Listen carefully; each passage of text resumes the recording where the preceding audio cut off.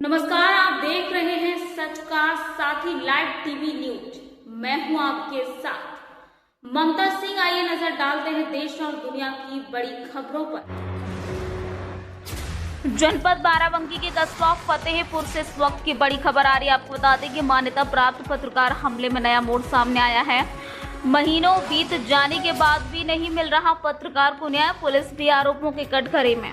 आपको बता दें कि जनपद बाराबंकी के तहसील कस्बा फतेहपुर निवासी एक मान्यता प्राप्त पत्रकार पर करीब एक माह पहले जानलेवा हमला हुआ था, जिसमें पत्रकार के साथ मारपीट व लूट की घटना को अंजाम दिया गया। मान्यता प्राप्त पत्रकार के द्वारा इसरौली में फर्जी चल रहे प्राइवेट स्कूल की खबर को प्रमुखता से प्रकाशित किया गया था, जिसके संबंध में फर्जी स्कूल को संबंधित अधिकारियों के द्वारा बंद कर दिया गया है, जिसमें बौखलाए स्कूल संचालक ने पत्रकार से मारपीट की थी और सोने की चेन आदि भी छीनी थी। इस बीच पत्रकार के द्वारा कोतवाली फतेहपुर में लिखित तहरीर दी गई है। पुलिस पत्रकार पर लगातार दबाव बनाती रही और मामले को दबाती रही, परंतु एफआईआर दर्ज नहीं हुई। पत्रकार ने पुलिस पर भी लापरवाही के आरोप लगाते हुए बताया कि पुलिस स्कूल संचालकों से मिली हुई है, इस वजह से हमको न्याय नहीं मिल पा रहा है।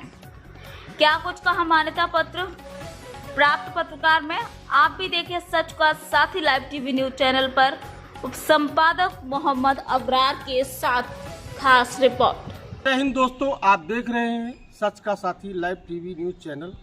इस वक्त हमारे साथ में मौजूद हैं देवकली प्रसाद शुक्ला जी। ये एक मान्यता प्राप्त पत्रकार हैं। आइए सुनते हैं इन्हीं की जुबानी कि क्या है इनकी कहानी। महोदय बताएंगे क्या है यार? मैं देवकली प्रसाद शुक्ला बोल रहा हूँ, मान्यता प्राप्त पत्रकार हूँ बाराबंकी टाइम्स से, जनपद बाराबंकी से। मैंने एक कवरेज किया था फर्जी विद्यालय की, जो वास्तव में बिल्कुल फर्जी था, जिस पे शिक्षा विभाग ने कार्रवाई की, विद्यालय बंद करवाया। 2-3 नोटिस जारी की गई हैं। उसके बावजूद भी वो विद्यालय अभी भी संचालित हो रहा है। और उसके बाद में मेरे साथ घटना घटित हुई। मैंने कवरेज किया 2 फरवरी को और उसकी खबर लगाई। खबर के बाद विद्यालय बंद कराया गया।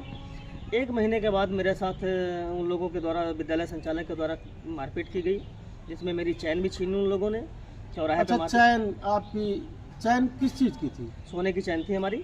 अच्छा, जो अभी आपने बताया कि फर्जी विद्यालय, ये कहाँ पे संचालित था? ये विद्यालय संचालित था ग्राम पंचायत इसरौली में, मेन रोड पे विद्यालय था। सभी अधिकारी जानते देखते थे, उसके बावजूद भी विद्यालय संचालित होता था। जिसकी खबर लगी, विद्यालय बंद हो गया। और जब मेरे साथ मारपीट की गई, उसकी मैंने प्रार्थना पत्र कोतवाली में दिया और चौकी पर दिया, जिसमें वो दर्शाया गया। तो चौकी इंचार्ज और कोतवाल दोनों ने मेरे पर दबाव बनाया कि चैन वाला, लूट वाला शब्द हटा दीजिए, फिर एफआईआर हम लिख लेते हैं मारपीट की। और आज तक उसमें कोई कार्रवाई नहीं की गई, जिसकी मैंने मुख्यमंत्री जी को आईजीआरएस किया, मेल भेजा और एसपी साहब से मिल करके प्रार्थना पत्र दिए। और इस सभी प्रार्थना पत्रों पे एक रटा रटाया जवाब यहाँ सीओ साहब के यहाँ से जो पहली बार आख्या लगा दी गई, वही आख्या हर जगह से प्रस्तुत की जाती है। ना किसी प्रकार कोई जांच की गई, ना पड़ताल की गई। जबकि जो संचालक था तो मेरे पे दबाव बना रहा था लोगों से फ़ोन करवा के कि समझौता कर लिया जाए। तो एक हमारे मित्र हैं, बुक डिपो है उनकी, वहाँ पे बैठा गया और बैठने पे मेरे साथी ने उसका वीडियो कैप्चर किया, जो भी वार्ता हमारी उनकी हुई, जिसमें वो एक्सेप्ट कर रहा है कि मैं इनको पहले से नहीं जानता था। और अपने बयान में उसने सी ऑफिस में दिया है कि 2-3 साल से हमारे से 1500 की वसूली करते थे। ये वीडियो मैंने पुलिस को भेजा, चौकी इंचार्ज को दिया और इंस्पेक्टर साहब के मोबाइल पे भेजा। ये लोग व्हाट्सएप नहीं देखते हैं। वीडियो भेजा, इन लोगों को अवगत करा, लेकिन उस कोई प्रकरण का हल नहीं निकल पाया। आज तक एफआईआर नहीं दर्ज हुई है। सीओ साहब की जो आख्या लगाई गई है, उसमें स्पष्ट दिखाया गया, उसमें एक सवाल है, क्या दोनों पक्षों के द्वारा 112 बुलाई गई, जिसमें इन्होंने लिखा कि नहीं। और जबकि मेरे पास उसके साक्ष्य और एविडेंस हैं, जिसका इवेंट नंबर 1347 है, समय 15:41 का है। वो देख सकते हैं, निकाल सकते हैं 112 का।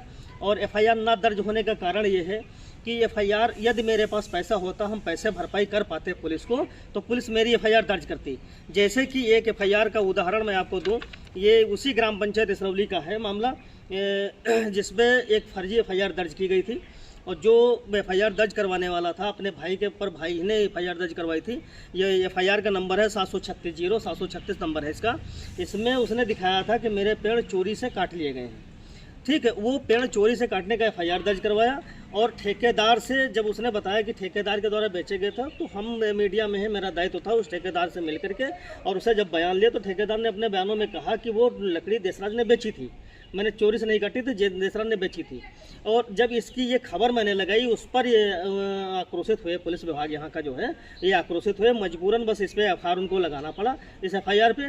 तब से पुलिस प्रशासन यहाँ का छिड़ा हुआ है। मैं एक आप जानकारी करवा लीजिए, कहीं से जानकारी करवा लीजिए, मैं किसी प्रकार से कोई थाना कोतवाली में बैठने नहीं जाता हूँ, मैं दलाली नहीं करता हूँ। सुनी उन्हीं पत्रकारों की जाती है, उन्हीं पत्रकारों को पुलिस में पत्रकार मानती है जो थाने में दलाली करते हैं बैठ के, और थाने बैठक उठक करते हैं, थाने में बैठक उठक रखते हैं, उन्हीं पत्रकारों को पत्रकार मानते हैं। बाकी जो अपनी निष्पक्षता से काम करने वाला पत्रकार है उसको पत्रकार नहीं मानेंगे। कोई सूचना भी नहीं होती है किसी प्रकार की। जितनी भी IGRS मेरी रही, सारी IGRS में एक ही रटाया बयान है, सब उसी वही आख्या लगाते चले जा रहे हैं अब तक के।